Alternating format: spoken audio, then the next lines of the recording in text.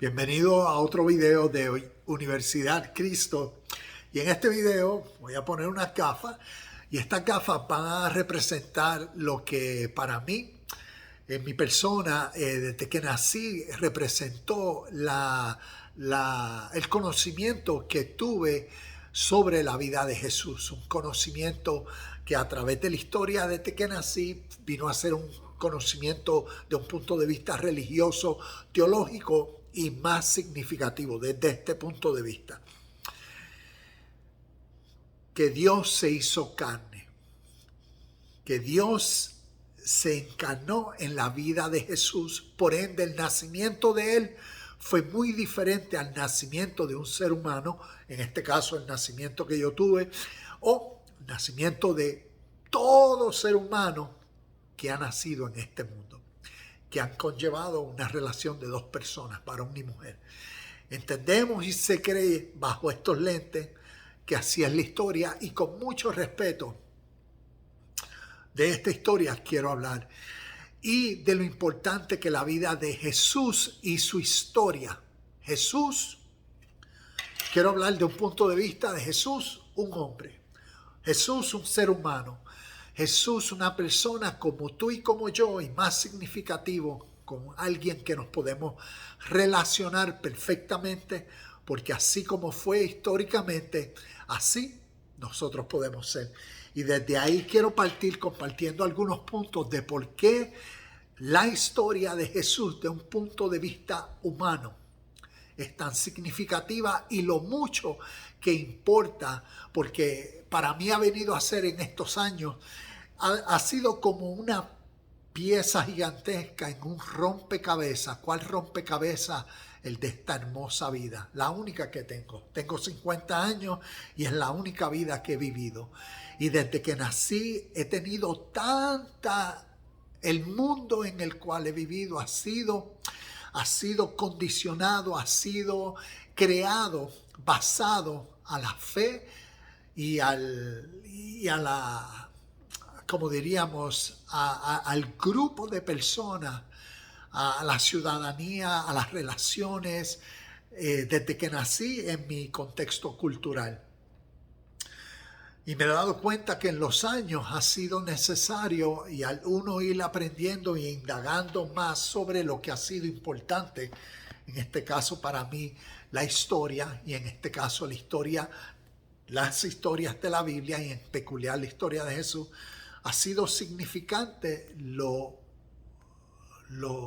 claro que viene a ser cuando uno conoce un poco más amplio la historia, fuera tal vez del marco en el cual me formalizó o nos formalizó a todos nosotros. Y entonces por eso la historia de Jesús, y de esto te quiero hablar, y uno de los puntos vitales tiene que ver con conocer al mundo entero. Como decía ahorita, para mí ha sido una pieza en el rompecabezas de la vida, pero no tan solo de la vida del punto de vista que occidentalmente se conoce, sino aprender de la historia y de la abundante historia que hay, de evidencias históricas de miles de años de historia que provienen del Oriente, que antecedieron históricamente a los orígenes que se hablan y que se dan basado en tiempos sobre la Biblia y sobre las historias de la Biblia. Y eso fue bien significante. ¿Por qué? Porque uno entiende y creía, en el caso mío, basado a cómo había sido formalizado y cómo había aprendido todas las cosas desde niño, que la historia tiene alrededor de unos 6,000 años, y usualmente partimos de lo que la Biblia enseña, como le enseña desde el libro de Génesis. Pero al aprender de la historia real y de los miles de años, tanto evidencias arqueológicas como científicas que existen, tanto en literatura, arte, culturas, idiomas, hay tanta evidencia histórica que demuestra que antecedió a los orígenes de la Biblia. Ha sido significativo como entender, conocer por qué, porque han venido a ser parte de estas piezas en el rompecabezas de mucho significado y mucho valor. Entonces, uno de los puntos que pongo es la historia de Jesús une al oriente, a lo que llamaríamos el viejo mundo, con el occidente, el nuevo mundo. Uno de los ejemplos que doy concerniente a esto es, le digo a una persona, sabemos que en la Biblia tenemos un Viejo Testamento y un Nuevo Testamento. ¿Es posible entender a plenitud el Nuevo Testamento sin tener conciencia y conocimiento de las historias, del origen, de los temas, de las profecías, de los símbolos del Viejo Testamento? Y me he dado cuenta que es imposible conocer a plenitud el Nuevo Testamento desconociendo el Viejo Testamento, porque uno complementa al otro y formaliza lo que llamamos las Escrituras y la Biblia. Así de significativo es si vivimos en un nuevo mundo y tenemos todas estas historias y toda esta tecnología y todo lo fabuloso que el nuevo mundo ha formalizado, ha creado, en el cual somos dignos de vivir. Pero ¿cómo eso se originó? ¿Y qué hay del viejo mundo? ¿Qué hay del pasado? ¿Qué hay del oriente? Y me he dado cuenta en el caso mío que para conocer esto mejor es vital conocer el pasado, es vital conocer la historia y de ambas. Entonces, formalizar una mentalidad correcta que demuestre la esencia de todo. Si hablamos de eternidad, si hablamos de un Dios soberano, eterno, pues es necesario conocer el oriente. Es necesario conocer el viejo mundo. Por eso Jesús, histórico para mí, ese es uno de los puntos significativos, porque une al oriente con el occidente. El segundo punto significativo, y es que en el oriente se originó todo tipo de literatura espiritual inspirada por Dios. Y hay mucha evidencia de este tipo de literatura. También la sabiduría, ciencia espiritual, que por miles de años sirvió para, y voy a leer aquí un texto más y lo vamos a leer juntos, porque algo que encuentro interesante es que Pablo en el Nuevo Testamento, en 2 de Timoteo, capítulo 3, versículo 16, dice unas palabras concernientes a toda escritura inspirada por Dios. Toda escritura inspirada por Dios. Cuando nosotros escuchamos y leemos, vamos a leerlo juntos para que vean. Dice 2 de Timoteo, capítulo 3, versículo 16.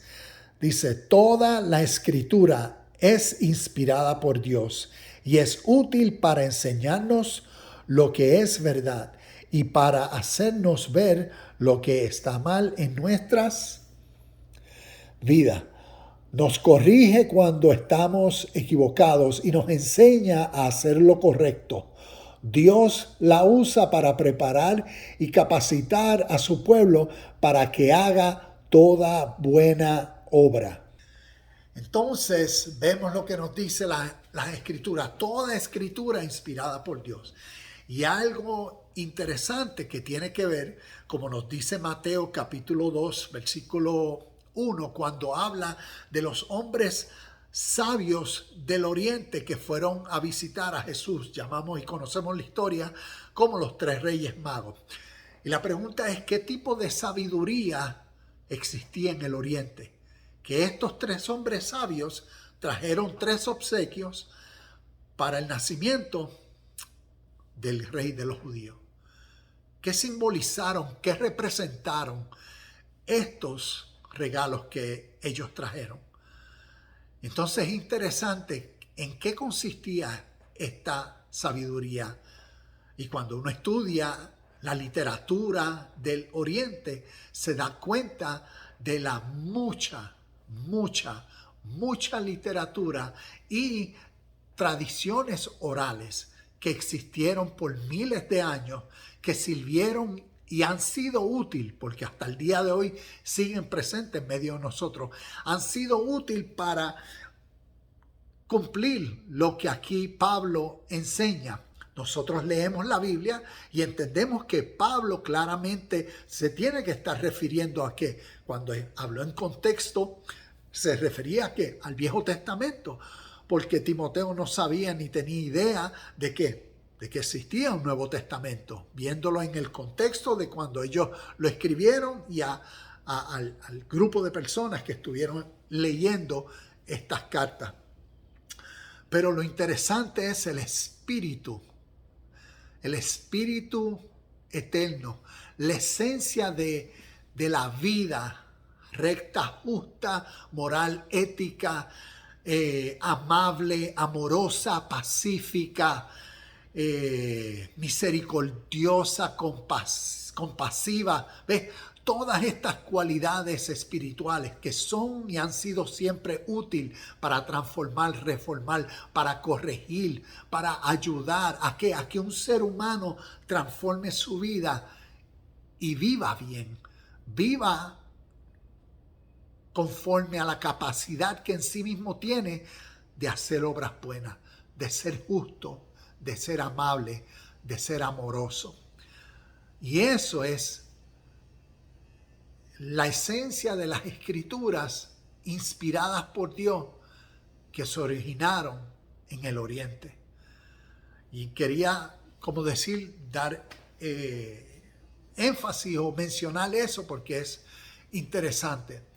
Entonces, otro de los puntos es que todas las enseñanzas de Jesús y de Pablo son claramente entendidas cuando uno conoce el significado de los símbolos usados en las historias alegóricas y metafóricas que se originaron en el Oriente. Algo interesante que ha sido por años, es conocer la literatura del Oriente. ¿Y a qué me refiero? Le voy a dar dos nombres. Uno se llama los Upanishads. Upanishads es una palabra sánscrita que significa upa. Es como decir, siéntate, acércate y escucha. Upanishads. Siéntate, acércate y escucha. Y los Upanishads es un tipo de literatura espiritual que se enfoca en dos cosas. Una, en el conocimiento de Dios, y la otra, en el conocimiento de Dios en el ser humano. En tal revelación de Dios, no en lugares, no en sitios exteriores, dentro del ser humano. Y eso me llamó tanto la atención porque es tan similar a las enseñanzas que Jesús trajo. El reino de Dios, ¿dónde está? Dentro de vosotros. La otra es lo que se llama la Biblia hindú.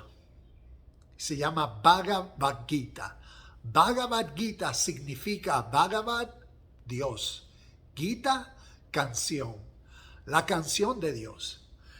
Y en el Bhagavad Gita lo interesantísimo es que desde que comienza una serie de historias alegóricas, simbólicas, metafóricas, que a medida que se van desglosando, te van informando el significado de cada situación. Y cuando uno va leyendo, aprendiendo del simbolismo espiritual utilizado en estas historias del Oriente, uno cae en cuenta y en conciencia, aprende y entiende lo que significan para uno. Y uno no está como que, tratando de lo que hacemos todo, interpretando, aquel interpreta, aquel. Y todo el mundo tiene 100,000 interpretaciones de un texto. Eso es posible, ¿Por qué? Es nuestra realidad. Pero he entendido que cuando uno entiende e interpretar lo que símbolos significaron y lo que significaron en contexto de tiempos, y cuando uno los puede llevar a términos naturales y prácticos de nuestra vida, entonces lo clarifican todo. Y no hay confusión. Eso aprendido de que todas las enseñanzas de Jesús, y te voy a dar algunos de los ejemplos de cuando digo todas las enseñanzas de Jesús, y después en su proceso, Pablo en sus enseñanzas, todas son espirituales, porque como dice y sabemos, Dios es espíritu. Y por ende, si todo esto que está influenciando tanto nuestra vida es de esencia espiritual, es necesario que aprendamos a interpretarlo espiritualmente. Si nos quedamos al nivel de todo este tipo de literatura, de muchos años atrás, de buscar la interpretación literal. Esto significa literal, nos estamos quedando bien llanos, bien neófitos, bien niños en el entendimiento, en la revelación del significado que estas historias espiritualmente cargan. Te doy ejemplos de estas historias. El bautismo. Un discípulo, ¿ves? Que entender que un bautismo históricamente representa, simboliza el tiempo que conlleva bautizar a una persona. Nosotros lo vemos con un acto de sumérgelo en el agua y ya salió. No, el tiempo o lo que simboliza y representa ser bautizado. Ser un discípulo, o quién es un discípulo, ser un discípulo, que eso representa o significa. Otra, el reino de Dios. ¡Wow! Ahí podemos estar el resto de la tarde para entender y comprender simbólicamente, pero realmente lo que siempre el eterno reino de Dios es, porque es inconmovible, es incambiable, siempre es. Y en Él estamos, en Él somos, y es una realidad.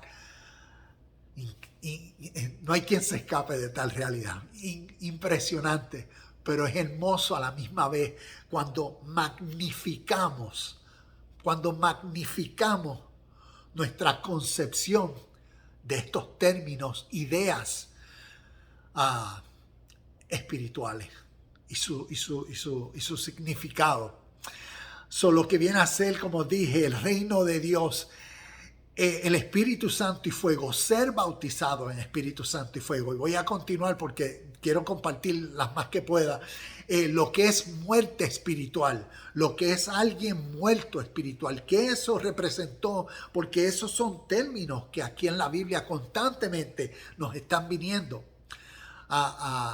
en la lectura, y es esencial entenderlos en su significado simbólico, representativo, y la condición que es en uno.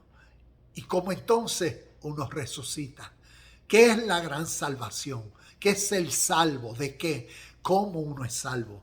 La resurrección. Porque Jesús dijo, yo soy la resurrección y la vida. ¿Qué es ser resucitado de entre los muertos? La salvación, hablé, estos sí que son el arrebatamiento o el rapto. ¿Sabes? Que son términos espirituales que uno así literalmente y naturalmente hoy en día estamos viviendo en los días del fin, en los días del fin de los tiempos, del fin del mundo, del fin de la era. Y se espera y se anticipa el rapto, el arrebatamiento, esto es. Y entiendo que eso es un tipo de escatología y de fe que se tiene.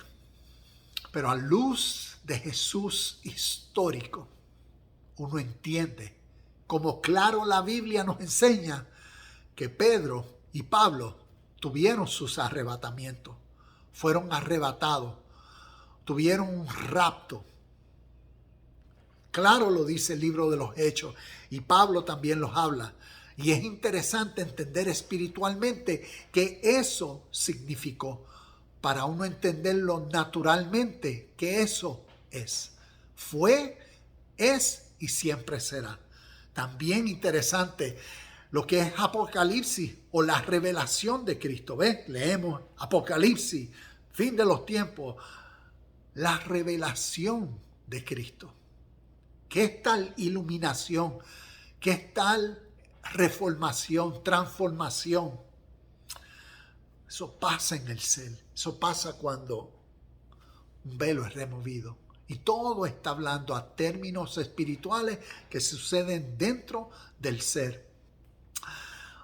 El juicio final, o el juicio eterno, o el gran juicio de Dios, o el gran juicio del trono blanco. El juicio siempre es. ¿Y qué es el juicio?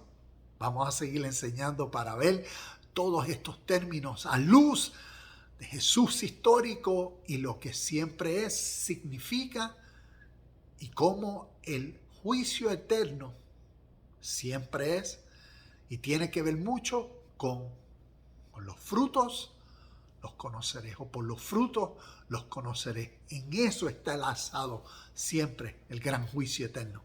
Continuamos con estos términos espirituales que es vital conocerlo a luz de la historia del Oriente. Otro, resucitar de los muertos, ya había hablado.